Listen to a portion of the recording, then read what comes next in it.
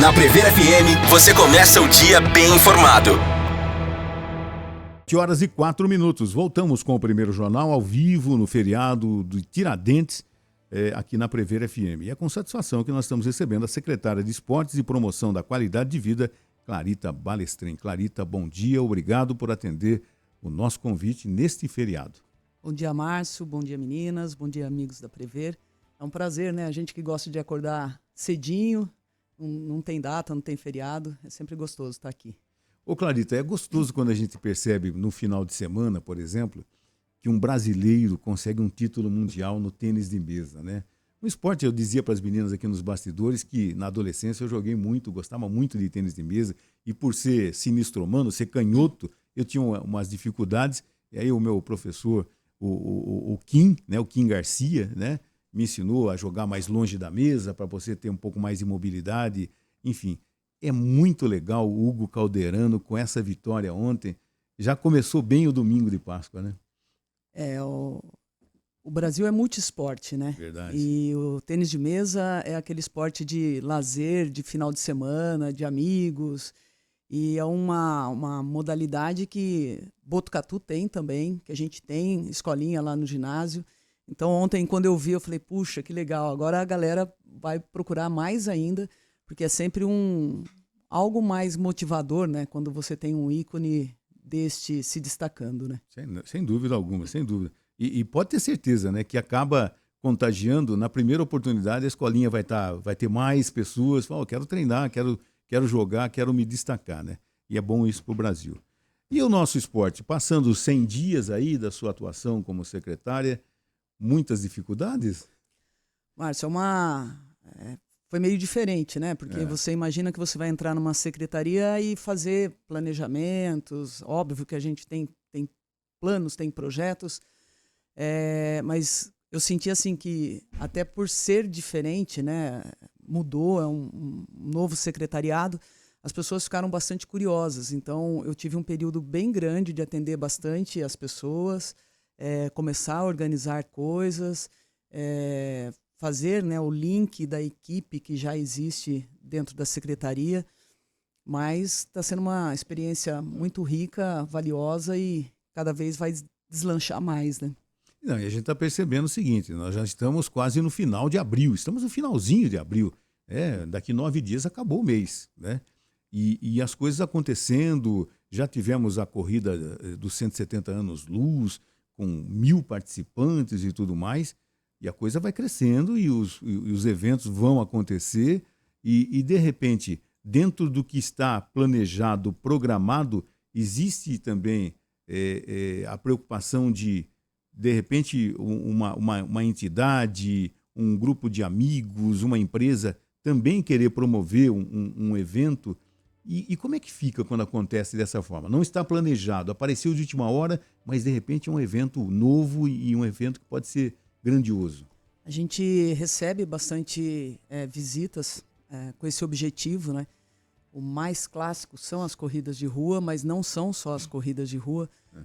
A gente está para receber no final de maio, comecinho de junho, a seletiva do GESP, tanto na GR, né, na ginástica rítmica, quanto no atletismo. Campeonatos múltiplos. Também fizemos reuniões com o pessoal do SESI para tentar organizar um evento novo, diferente. Esse final de semana também me reuni com uma outra pessoa, até pegando um pouquinho da raquete, né? Eu tenho um objetivo muito grande de reunir o pessoal que faz atividade com raquetes no município. E agora o prefeito Fábio Leite fez uma comissão de eventos também, que é para a gente juntar e tentar não fazer coincidir eventos. Então, de todas as áreas, né? Cultura, turismo, esporte, é pedido que tenha uma antecedência de 90 dias para a gente liberar um evento. Tem locais que estão sendo como se fossem limitados, né? Pela perturbação do sossego. Então, a gente está tentando organizar dessa forma para padronizar. Eu falo sempre da importância de criar protocolos e isso torna-se um padrão, fica mais fácil de você fazer correção de possíveis erros, mas fica muito mais claro para atender aqueles que querem fazer os eventos. Ô Clarita, e os projetos, né? A gente teve aqui recentemente o professor Mário veio aqui e falou a respeito de um projeto no INCA, depois a gente lembra do INCA, tem aquele projeto do SUMAN e tudo mais. Alguns projetos, eles deixaram de acontecer, estão parados temporariamente, vão voltar a acontecer. Como é que está a situação desses projetos que existiam até o ano passado? O que era do chamamento, exceto o SUMAN, continuou sem qualquer intervalo. Tá. O Instituto SUMAN, no início de dezembro, ele entregou uma carta que ele não daria continuidade nos atendimentos por problemas internos. Tá. Então foi feito um novo chamamento, ficou esse período até o início sem atividade, não. Continuou com a atividade com alguns professores voluntários, mas sem a entidade representando essas modalidades. Então, várias modalidades continuaram com voluntários. E em 1º de abril, todos já voltaram. Tá. O atletismo é uma dessas que era atendido pelo SUMAN e que agora voltou. Porque a gente percebe o seguinte, que o potencial de Botucatu é muito grande, né? Eu acho que falta, às vezes, né, para nós da imprensa, inclusive, né, o melhor entendimento de tudo e de como pode funcionar toda essa engrenagem, né? Eu tenho, desde o começo aí da minha gestão, né, eu tenho conversado bastante com o pessoal da comunicação, mas como eu falei, é uma demanda tão grande que a gente não consegue fazer tudo de uma vez só. Mas eu quero lançar o projeto Você Sabia, né? Porque a gente tem muitos locais de atendimento de muitas modalidades, de muitas faixas etárias, e muitas vezes as pessoas estão ao redor desses locais que fazem esses atendimentos e nem sequer sabem que existe esse atendimento. Entendi. E então, no começo do ano, as redes sociais da prefeitura começou a divulgar e eu fui abordada por bastante gente, falar, nossa, eu não sabia que tinha isso. E então, agora já passou carnaval, festividades de aniversário da cidade, tudo foi muito intenso. A gente vai trabalhar com a comunicação para melhorar essa divulgação para a população. Porque mesmo no ginásio de esportes, nós sabemos que existem escolinhas, né, que tem já um cronograma de treinamento. Terça-feira é isso, tem vôlei para melhor idade, enfim. E no ginásio de esportes, existe alguma programação para, de repente, além do ginásio de esportes, olha, eu moro no Itamaraty, na escola próxima ao Itamaraty, poderia ter isso? Ou existe alguma coisa nesse sentido de você, por exemplo, estar mais próximo ao local que você mora, num ginásio, numa escola? No site da prefeitura tem toda a divulgação de modalidades, locais e horários. Tá. Eu tenho uma ideia também, já conversei isso com o Fábio, de fazer polos para que isso fixe melhor na mente da população, né? Então, aonde é o polo do futsal, aonde é o polo do voleibol, do handebol, do basquete. E aí eu falo dos problemas bons, né? Botucatu tem vários problemas bons. Um deles é a quantidade de praticantes de diversas modalidades. E aí falta o local, né? Às vezes a gente tem uma demanda maior do que local para conseguir atender essa demanda. Mas a gente está trabalhando para ajustar esses polos. Legal. E a gente falou recentemente com o prefeito de Botucatu e de algumas cidades da região sobre o balanço de 100 dias, né? Você, como secretária, qual o seu balanço dos 100 dias em relação ao esporte de Botucatu? Bom, a gente teve esse chamamento, né, que na realidade era para ser uma continuidade, a gente teve que refazer tudo, e foi extremamente positivo de conhecer instituições e que querem abraçar o esporte, então o chamamento foi um ponto positivo. O Bolsa Atleta, que também é uma entrega extremamente positiva, ela vem do ano passado, mas é uma entrega que foi feita, né, por nós. Na realidade, quem recebe o Bolsa Atleta esse ano foi quem teve colocações expressivas nas modalidades praticadas em 2024. Fazer parte da minha equipe, sentir a equipe motivada, encontrei algumas coisas ainda por fazer lá dentro, fisicamente dentro do ginásio. Já venho trabalhando bastante nisso e eu acho que isso motivou a equipe, e a equipe motivada tende a trabalhar muito melhor. E uma das coisas que me deixou muito feliz foi a corrida da cidade, né? Do aniversário da cidade. A gente trabalhou um novo estilo na camiseta, 1.000 atletas, um troféu e medalha que ficaram maravilhosos, a inserção de um projeto novo para deficientes. Então, é por aí que a gente vai caminhar. E tem também a abordagem diferente, um conceito diferente no futebol amador. Então, a gente fez um pacote de alterações para tentar organizar, tentar premiar, estimular o pessoal do futebol amador. Até porque o futebol amador, eu me lembro do meu início de rádio, era uma loucura, era um verdadeiro brasileirão aqui dentro de Botucatu. Tinha time em tudo quanto é lugar, tinham mais campos, inclusive, né? Brasil de Vila Maria, campo, que tem ainda hoje, o rodoviário ali na entrada da Coab, na região do Lava Pés, e tinha, todo lugar tinha os campos de futebol. É claro que evoluiu, a cidade cresceu, alguns campos deixaram de existir e tudo mais, mas os atletas do futebol amador continuam existindo, né? A gente tem 90 equipes do futebol 90 amador. equipes, é um brasileirão mesmo. Né? E é muito interessante porque, assim, realmente o futebol é o que move a paixão de todos, né? Uhum. E seja no futebol de campo ou no futsal, eles têm projetos muito bacanas também. Já teve a Copa dos Campeões, que eles arrecadam leite, teve a Copa Chocolate de futsal, que arrecada chocolate. Então essa também foi uma situação que no congresso técnico eu conversei com o pessoal e falou, vamos agregar tudo aqui, né? A doação é de vocês, é de quem organiza, mas é importante a gente agregar para fazer volume, para mostrar para a população que o futebol também traz para ela. Então essa Copa Chocolate conseguiu doar muitas caixas de chocolate para as crianças agora, né, na Páscoa. E é um pessoal assim que vive, né? Eu tenho visitado os campos durante algumas competições e é uma energia muito boa, né? Já fizemos reuniões também com a Ferroviária, com o Lajeado, para tentar retomar alguns campos, mas são coisas ainda que tem que caminhar, né? Quais são os campos que hoje ainda a gente consegue ter a prática do futebol de campo?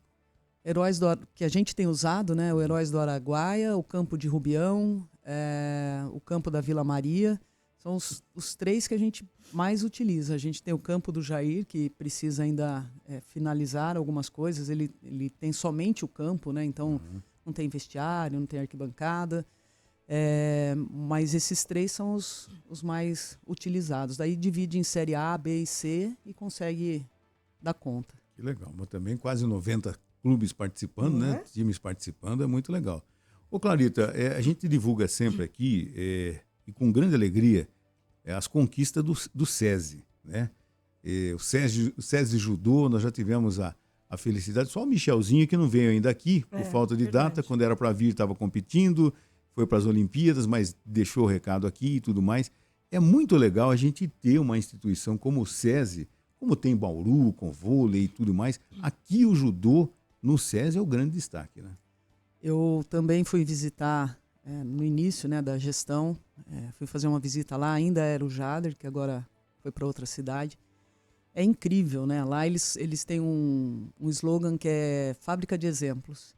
E nós chegamos até o tatame, quando a gente chegou até o tatame, o pessoal tinha 70 atletas treinando. Eu falei que você ouvia a mosca e eles treinando judô.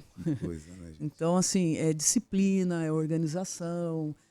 Também fui visitar o SESI, o vôlei Bauru, que é um dos responsáveis pela gestão, é o professor Costinha, que é aqui de Botucatu. É a mesma coisa, eles têm, como aqui em Botucatu, fisioterapeuta, o treinador, toda a parte de estatística.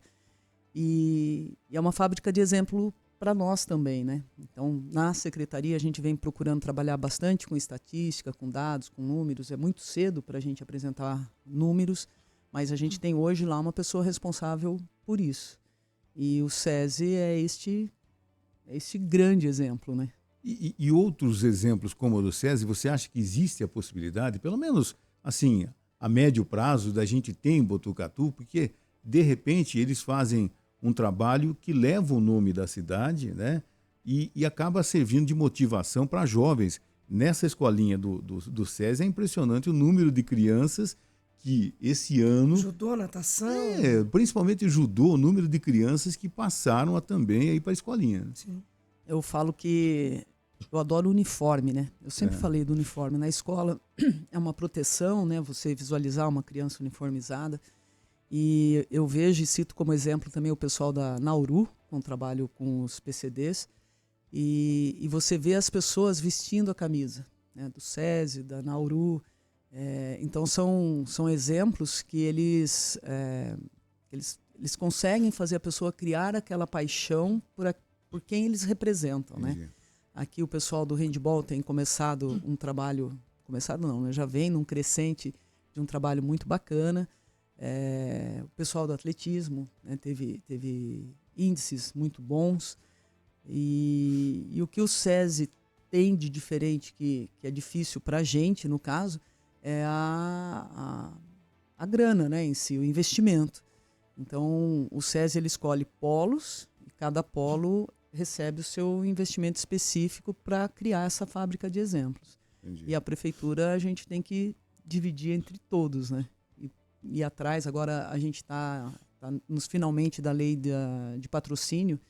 Então, é uma forma também da gente poder ir atrás de contato e investir em equipes de outra forma, mas também a longo prazo. Legal. Você mencionou da quantidade de atletas que nós temos na cidade, né? Que às vezes a demanda é maior do que espaços apropriados para a prática de esporte. E tem muitas pessoas com deficiência que praticam esporte na cidade. Existem programas específicos voltados a esse tipo de pessoas? A Nauru, ela detém o chamamento do PCD, né? E ela trabalha com a natação, tanto lá na piscina do Complexo Fernão, quanto na ferroviária, que trabalha com o pessoal de performance. Temos também o futebol DI e Down, tem o atletismo também no INCA, e a gente só quer, é uma área que eu sou apaixonada e a gente quer expandir ainda mais. Que legal. Bom, são 7h21, nós estamos batendo um papo com a secretária de Esportes e Promoção da Qualidade de Vida de Botucatu, a Clarita Balestrin, ao vivo nesse feriado de Tiradentes. Nós vamos fazer um intervalo, já. Agora 7h23, voltamos com o primeiro jornal ao vivo nesta segunda-feira, feriado de Tiradentes, conversando com a secretária de Esportes e Promoção da Qualidade de Vida de Botucatu, a Clarita Balestrin. Clarita, semana que vem, se tudo der certo, a gente vai entrevistar aqui uma botucatuense de 13 anos, que é campeã, ela é triatleta, né? Ela é campeã lá nos Emirados Árabes, tem 13 anos, é filha do Augusto Sten, é neta do meu amigo Zé Sten, né? Uma botucatuense que há quase 10 anos mora lá e se destacou e realmente está se destacando mais e mais com 13 anos. Ela vai dar uma entrevista para a gente aqui, respeitando o fuso horário, agora 7h24, lá 14h24, ela vai dar uma entrevista aqui. Então a gente percebe o seguinte, Botucatu está em todo lugar do mundo e se destacando. E é realmente uma fábrica de atletas, né? Não, de atletas, de pessoas que se destacam na música e tudo mais, no esporte. Mas é muito legal, né? E de repente uma menina dessa de 13 anos, né? Ela tem que participar pelo Brasil, ela é brasileira, né? Mesmo tendo toda a estrutura lá nos Emirados Árabes e tudo mais, uma realidade muito longe da nossa, até por o petróleo move tudo lá, né? O progresso daquela região do mundo, mas é botucatuense. A gente tem espalhado gente para tudo quanto é lugar, Verdade. fazendo tudo quanto é atividades esportivas, né?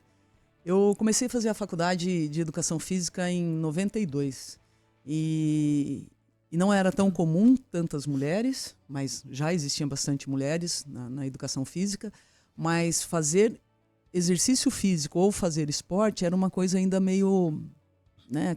Mas Entendi. você faz.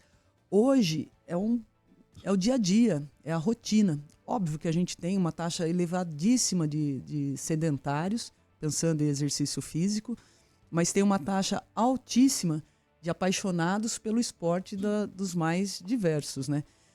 O triatlo é uma atividade extremamente apaixonante. A gente tem aqui em Botucatu diversas pessoas que treinam, né? Que unem essas atividades do triatlo.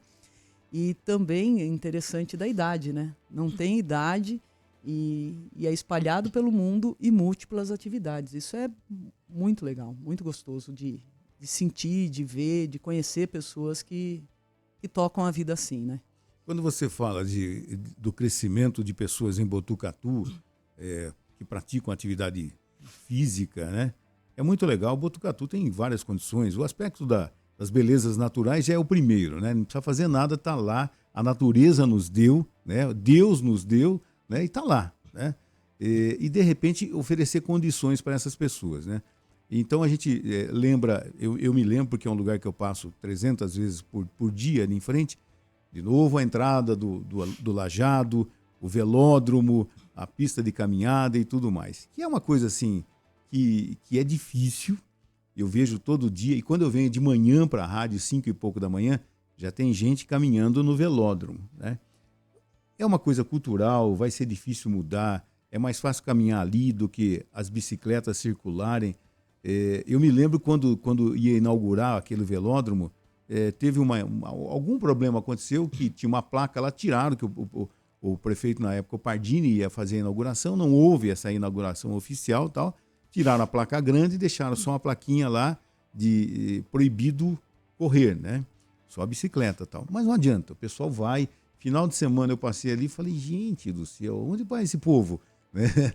E tem ali à direita, a pista em azul, mas não adianta, o pessoal quer ali mesmo, né?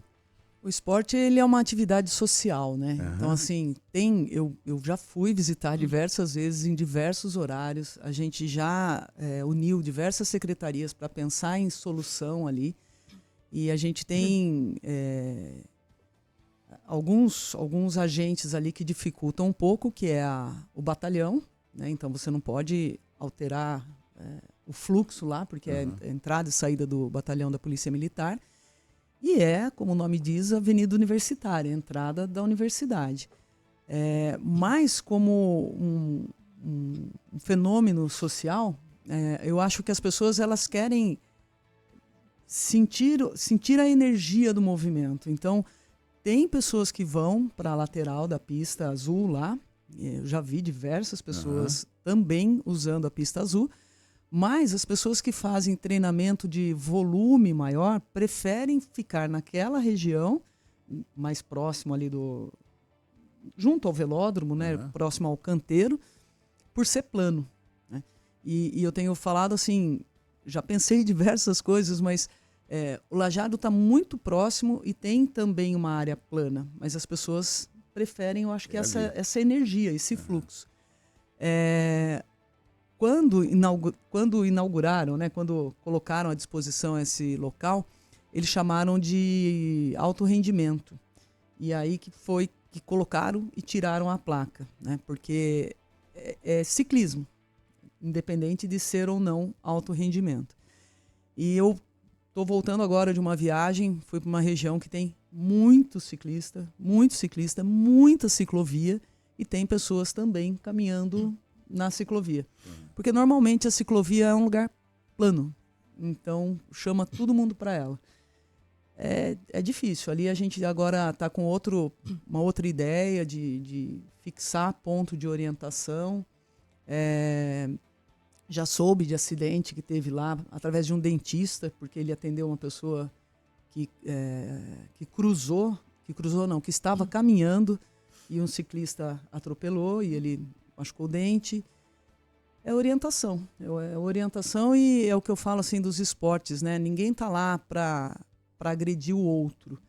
Então, acho que é orientação, é diálogo, né? É um convívio harmônico para as pessoas que estão lá pela mesma finalidade, que é cuidar da saúde, né? Eu acho que às vezes é uma coisa assim, não digo cultural, mas é uma questão assim, bom, eu sempre caminhei por aqui, né? De repente essas bicicletas e tal. Gente, dá para viver harmoniosamente, mas de repente se pensar num local específico para bicicleta também, né? Que eles possam ter de fato um velódromo, né? Porque tem muita gente ali que pratica o ciclismo, né? Por esporte, mas tem alguns que gostam do alto rendimento também, né? Que vão naquele local justamente por falta de opção. Márcio, ali eles chamaram de velódromo por ser uma representação oval, né? Oval, mas em definição não é um velódromo. Não é um velódromo. Mas a gente tem diversas situações, por exemplo, as bicicletas de speed, elas treinam mais em asfalto, mas a gente encontra lá no velódromo não só speed e tudo bem. Tá. Mas questão de horário, segurança, muitas vezes você, no caso, me pegar como exemplo, né, ir para o asfalto, treinar sozinha. Então, às vezes, as pessoas preferem realmente rodar lá. E são bicicletas que desenvolvem uma velocidade maior. Então, o risco de uma pessoa estar no velódromo e ser atropelada é muito maior. E você encontra no velódromo não só pessoas correndo, mas tem pessoas que estão no velódromo com cachorro, casal de mão dada. É isso. Então, é uma questão de respeito às regras, né? Então, antigamente não usava cinto de segurança. Ok, mas hoje usa. Então, antigamente não tinha a restrição para aquele centro para ser só de bicicleta. Hoje tem. Então, o ideal, né, seria todos respeitarem a nova orientação que tem ali para o local. Semana passada, inclusive, a Natália trouxe uma matéria aqui falando a respeito das rodovias, de se aumentar, né, Eu ia falar sobre isso. as faixas de ciclismo e Ser tudo colocada mais. faixa de ciclismo nas rodovias nas que dão rodovias. acesso às cidades, principalmente, né? É uma situação Áreas assim urbanas. que você acha, até como ciclista, como atleta e como secretária também, você acha que a população está preparada para isso, Clarita? Eu acho que não. É. Mas é um caminho que, com certeza, ele vai ser contínuo e vai existir. Você sente na pele, porque Sim. você já fez inúmeras atividades, né? A gente já divulgou aqui, de você sair aqui de Botucatu e ir para Minas, de outros lugares no estado de São Paulo e do Brasil, né? E sentiu na pele a dificuldade, né? A gente encontra muitas pessoas que respeitam, Aham. mas a gente ainda encontra aquelas pessoas que você percebe que ela jogou o carro próximo a você para te assustar. Tipo, o que você está fazendo Coisa, aqui, né? gente? E a gente... É um modal, né? A bicicleta, seja a bicicleta que a gente chama hoje em dia de normal, seja a bicicleta assistida ou esses scooters elétricos, eles vão aumentar consideravelmente. Aqui em Botucatu isso já acontece. A gente tem 2 grandes projetos aí batalhando para levantar a verba para a gente fazer aqui de ciclovia. É um desejo meu, é um desejo do Miquelin, é um desejo do Fábio, a gente aumentar, ampliar as possibilidades de ciclovia na cidade. Que interessante. Na mobilidade também, né?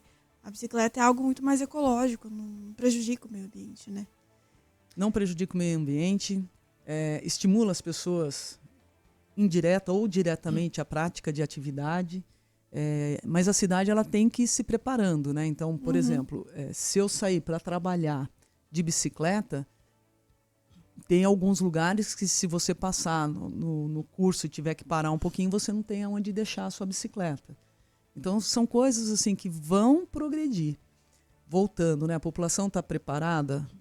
Eu acredito que não, porque se a gente, aqui em Botucatu, do estudo que existe, algumas vagas de estacionamento, elas devem ser perdidas, pouquíssimas vagas. Mas com certeza as pessoas vão reclamar das vagas perdidas. Então, como existe essa possibilidade de reclamar dessas vagas que deixarão de existir, também já é uma preocupação do prefeito criar novos estacionamentos para quando esse projeto realmente sair, ser uma coisa mais fluida, né? Que seja aceito por todos. Que não cause aquele impacto, né? Exatamente. E para quem pedala, você ter a possibilidade de pedalar numa ciclovia ou numa ciclofaixa é uma sensação assim que alivia o coração, porque é muita tensão você pedalar junto aos carros. É uma briga, né? Um contato totalmente desigual, né? Um carro e uma bicicleta. Mas é um modal que com certeza vai crescer muito ainda. E a gente espera, porque a princípio é cultural, né? De repente você vai perceber o seguinte, né? O combustível fóssil, ele tem dias contados, né? Nós temos a questão de sustentabilidade, combustível ecologicamente correto, combustível verde. Nós tivemos aqui a professora Sarita semana passada falando sobre tudo isso. Mas até que a coisa chegue de fato no nosso dia a dia, vai um tempo. E para tudo isso você tem que ter o quê? Se educar com as mudanças, né? Respeitar o ciclista, dá preferência ao ciclista e tudo mais. E o ciclista também tem que se preparar. É muito comum, infelizmente, a gente vê nas ruas da cidade o ciclista sem o capacete, né? Na contramão, nas avenidas, na minha vinda. Vou usar meu exemplo porque eu vejo no dia a dia. Você pega a Avenida Rafael Laurindo, de repente, na sua mesma pista, só que em sentido contrário, vem lá um ciclista. Aí fala, gente, e aí? E às vezes sem o farol, né, de madrugada. Né? Então, de repente, você é surpreendido e por mais que você queira evitar um acidente, pode ser inevitável.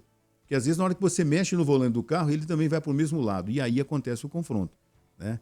Então, a preparação tem que ser muito longa, demorar muito, questão de educação. Bem estudada, né? Bem estudada para evitar tudo que faz parte de uma mudança. Né? E orientação constante, né? A gente volta aí na situação do velódromo, né? Tá cheio de placa, tá orientado, tá pintado de cor diferente, tem bicicleta andando, mas você tem que insistir na orientação. E a orientação, ela vem de diversas formas, né?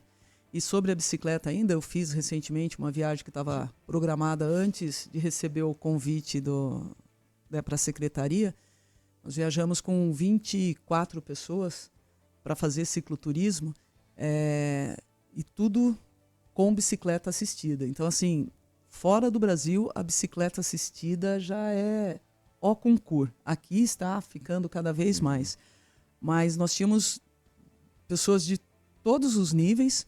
Tinha uma pessoa de 70 anos, uma mulher de 70 anos, curtindo, passeando, num lugar cheio de ciclovia e por momentos que a gente usava alguma vicinal que também não tinha acostamento. Então vai falar, você sai fora do Brasil é maravilha. Não é só a maravilha, né? A gente fez estradas sem acostamento. Mas os carros, por lei, o carro tem que se distanciar da bicicleta 1,5 m. Os carros se distanciavam 3 metros. Então sabe que existe muito ciclista. No caso onde nós estávamos, o turismo é um eixo de bastante sustentação para a cidade, que eu trago para Botucatu, né? Então, quando a gente aumentar o número de ciclistas, quando a população perceber que eles são uma economia importante para a cidade também, eu acho que o respeito começa a crescer junto. A gente falou do ciclista, né? Mas também existem os corredores. Né? Corredores que vêm também no meio da rua, daí vai falar, mas as calçadas de Botucatu são terríveis. São terríveis. Na época, os gestores da época deveriam ter visto e não deveriam ter autorizado essas verdadeiras armadilhas. Eu sei disso porque a Clarita já, nas redes sociais, né? Ela já falou muito disso, encaminhando pela cidade. Tem armadilhas. Tem uma residência num bairro da cidade aqui que se você cai ali, é o chamado arcabouço mesmo. Você cai ali embaixo, nunca mais é encontrado. Porque você vai passando e, de repente, do nada, calçada plana, o número de calçada, você cai num buraco ali e fica. Né? Então, é uma dificuldade e o atleta, ele gosta de correr numa pista plana e tudo mais, então ele vem pela rua. E aí vem o risco, porque alguns, novamente, no nosso horário da madrugada, eles não vêm com a camiseta adequada, vêm todo de preto. Eu falei, gente, todo de preto à noite, e aí? Não tem farol, não tem nada. É pedir para não ser visto, né? É terrível, mas assim, é uma coisa também que vai tempo para se moldar tudo isso, né? Eu falo que a parte mais frágil é a parte que tem que ter o maior cuidado, né? Então, se o carro estiver andando num local que só tem pessoas caminhando, se ele for tranquilamente, está tudo certo para ele, porque ele é a parte mais forte. E quem está, no caso, na prática de atividade, é a pessoa que tem que se preocupar ao máximo, né? Mas faz parte da educação também, né? É difícil. E eu falo das calçadas, né? Quando a gente fala em mobilidade urbana, todo mundo pensa nos modais, no carro elétrico. Mobilidade urbana, para mim, ela começa na calçada. Né? Na possibilidade de um deficiente se locomover, no idoso, numa criança. E, teoricamente, é o local mais seguro para se andar, né? Para se locomover, né? Você já está protegido, né? Já está protegido, já está na calçada. E eu pode ter certeza que eu vou brigar muito por isso ainda. Isso porque é muito legal. Eu falo que perto da minha casa existia uma calçada totalmente plana e eu tenho uma amiga que fala, se o carro não desce escada, por que tem que ter escada na calçada? E foi construída uma casa há uns 3 anos atrás, que dessa calçada plana ele fez 4 grandes degraus. E é o local que minha mãe passa para ir comprar pão na padaria. Minha mãe tem 84 anos e o pão é comprar pão é um estímulo para ela caminhar. Claro. Mas hoje ela não passa mais nessa calçada porque o idoso não enxerga bem, tem medo, ela vai para a rua. E as calçadas são um convite para ir para a rua, né? Aí é um modal mais... né, o caminhante ele é mais frágil que o carro, aí você envolve grandes riscos, né? Olha aí, prefeito Fábio Leite, crie um concurso que melhore sua calçada, tenha um abatimento no imposto predial e territorial, né? Os arquitetos, os engenheiros usem a criatividade para poder restaurar essas calçadas que são terríveis, são armadilhas. E ao longo da minha carreira como comunicador, já falei nesse assunto inúmeras vezes, e parece que só aumentou. Só aumentou. Sempre dá um jeitinho, de repente... Mas precisa essa rampa? Precisa. Vamos até aproveitar hoje, né, uma data, infelizmente, o falecimento do Papa, né? Eu falo que quando você faz um ato desse, você não está pensando no próximo. Então, assim, quem constrói uma casa e faz uma calçada querendo valorizar a sua residência, a calçada é do público, né? Ela é pública, ela é partilhada. Então, quando você faz alguma coisa pensando só no seu visual e esquece que pessoas vão passar por ali, eu não consigo entender, né? Então é uma coisa de pensar no próximo. Não tenha dúvida. E a evolução do mundo, né? O meu terreno não tem jeito, vai ser aquele aclive, aquele declive, eu não tenho como não deixar uma rampa. Mas não precisa exagerar, né? Não precisa ser uma rampa tão íngreme assim. Porque existem alguns terrenos que é inevitável. Daí você percebe aquela quadra toda, de repente todo mundo com aquela rampa. E de repente numa casa ali, tá retinho. Por quê? Porque ele pensou realmente no próximo. Né? Pensou, para que eu vou fazer isso? Eu vou envelhecer, um dia eu vou passar nessa calçada, pessoas vão passar, crianças vão brincar. De repente você fica andando na calçada meio torto. Para quê? Né? Quem tem labirintite... A gente anda de ladinho na calçada. 7h43. Vamos a mais um intervalo, o último de hoje. Já voltamos com a parte final, com a entrevista com a secretária Clarita Balestrin. 7h44, voltamos com o primeiro jornal, feriado de Tiradentes, 21 de abril. E nós estamos recebendo aqui ao vivo a secretária de Esportes e Promoção da Qualidade de Vida, a Clarita Balestrin. Clarita, os grandes eventos esportivos, Brasil Ride e outros eventos vão acontecer normalmente esse ano? Sim, com certeza. A gente está no finalmente de alguns acertos jurídicos, né, em relação ao Brasil Ride, mas é uma competição já super tradicional, que também, quando a gente sai de Botucatu, a gente é conhecido lá fora por ter o Brasil Ride aqui. Tem o que eu falei também dessa seletiva do GESP, provavelmente dia 14 de junho a gente tenha o Jogo das Estrelas de voleibol com atletas olímpicos. Olha que legal. Ex-atletas olímpicos. Então tem sempre essa movimentação sadia, saudável do esporte, ela está sempre por acontecer. Jogos regionais, esse ano vai ser aonde? Como é que estão os preparativos da nossa equipe, que tem muitos destaques, né? A gente tem o JOME, agora por acontecer em São Manuel, que é os Jogos da Melhor Idade. Os Jogos Regionais serão em Lins e os Jogos Abertos ainda não têm cidade definida. Tá. Recentemente a gente participou de dois eventos em São Paulo relacionados às secretarias de esporte, e é uma das questões que eles vêm levantando bastante também, da dificuldade das cidades receberem os jogos, né? Então, ter aqui próximo a São Manuel recebendo o JOME é uma alegria para nós, é um prazer. A gente até tem algumas contrapartidas que a gente acaba colaborando para essa execução dos jogos. E Lins também ter aceito para a gente é um prazer. E vamos atrás, né, de organizar as equipes, de fazer as estratégias. Acredito que a gente vai em busca de boas colocações na classificação geral, mas o ano passado eu falei que eu cheguei na secretaria, o primeiro dia eu falei, eu quero continuar campeando jogos regionais. Aí todo mundo deu aquela torcidinha assim, né? Falou, Clarita, mas o ano passado tiveram alguns atletas de fora que reforçou a equipe, que eu acho que é bem-vindo também, porque você eleva o nível, mas esse ano a gente vai trabalhar com atletas mais da cidade, do chamamento, e levar a galera para competir. E a gente tem boas chances também, né? A gente tem equipes tradicionais, a gente tem modalidades tradicionais que trazem excelentes resultados com os nossos atletas. Então, as chances são sempre boas, né?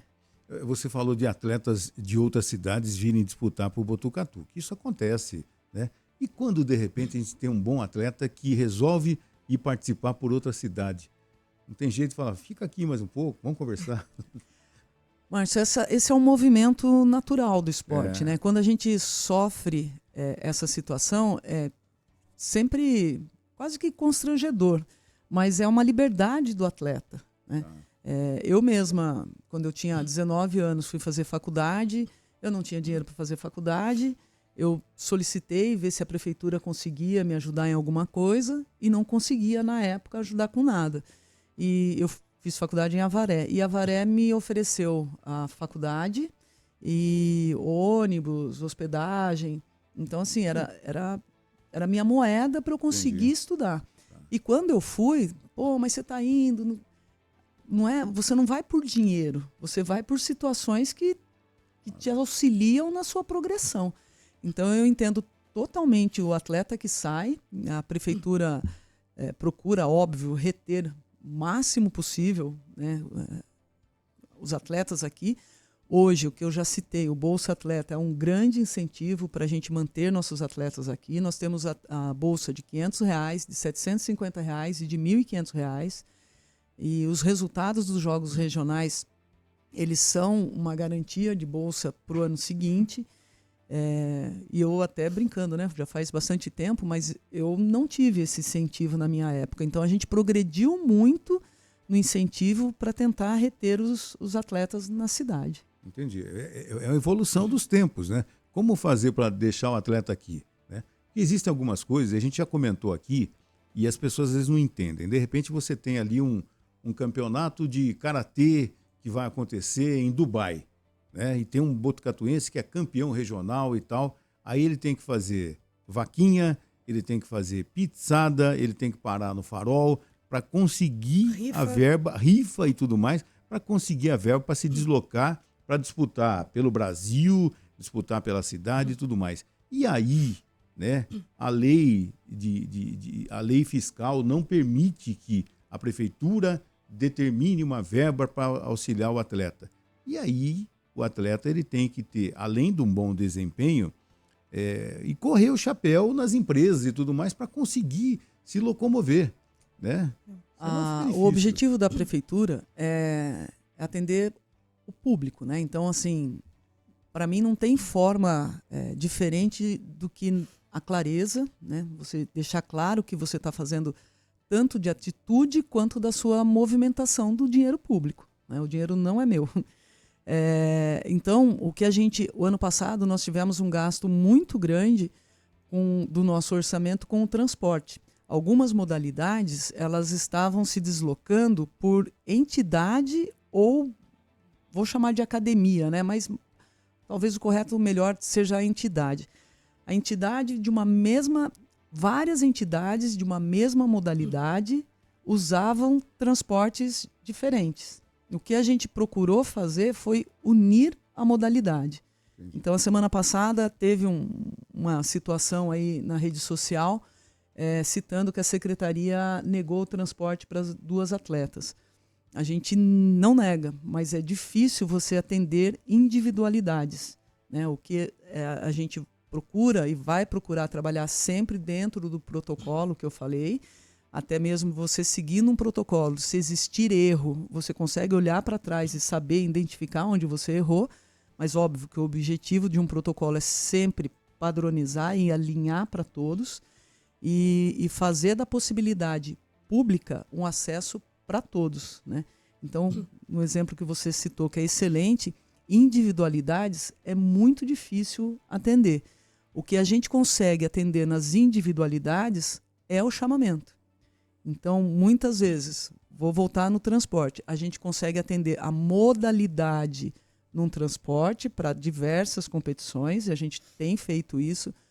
O atletismo já viajou em viagens individuais. Hoje, o atletismo já viajou mais que o futsal, que disputa também campeonatos. Mas quando de viagens pessoais, individuais, o que a gente orienta é essa gestão financeira do atleta, da Bolsa Atleta, para que quando surgir essas situações, ele tenha a sua reserva, né? Quer dizer, se ele não faz parte do Bolsa Atleta, mas de repente ele numa modalidade que não é tão popular, jiu-jitsu, o karatê, o judô não, mas outras modalidades e tudo mais, ele não tem o Bolsa Atleta. E de repente, eu acredito assim, por quem ele competiu? Esse torneio é um torneio regional? Esse torneio é federado? É porque é difícil, né? De repente a própria federação, olha, ele ganhou um torneio regional, ele está disputando pelo Brasil. Então a gente aqui, à distância, fica assim, gente, mas se ele disputou por uma federação, por uma confederação, e ele vai lutar fora do Brasil, não seria mais justo que a confederação desse toda a assistência financeira, inclusive, para o atleta? E dá. Dá. Né? Então, se você é federado, se representa uma confederação de uma modalidade olímpica, Tá. recebe auxílio seja do município, seja do estado, seja da confederação. E só colocando em destaque, o jiu-jitsu não é uma modalidade olímpica. Não é olímpica. No chamamento, o chamamento atende modalidades olímpicas, mas em Botucatu, o jiu-jitsu é atendido pelo Bolsa Atleta também, mesmo não sendo modalidade olímpica. Entendi. Eu queria perguntar rapidamente, Clarita, sobre o projeto Calorias que Somam. Qual é o próximo desafio ou meta do projeto? A gente finalizou todas as entregas, ainda sobrou um cascalhinho que a gente vai atender o Portas Azuis muito em breve, que é o pessoal que trabalha com autista. Então a gente está muito, muito, muito feliz com tudo que a gente conseguiu entregar.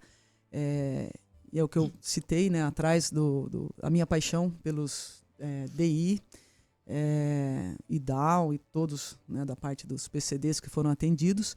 E agora eu falei para o Rafa, né? Eu falei, Rafa, agora é a hora de sentar e começar novos projetos. Eu tenho algumas ideias aqui. A gente já sabe para que lado que a gente vai querer auxiliar, mas até a gente alinhar tudo, sim, tenho certeza que vocês serão os primeiros a saberem, por todo o apoio que vocês sempre nos deram. E a minha dificuldade esse ano é o treinamento, né?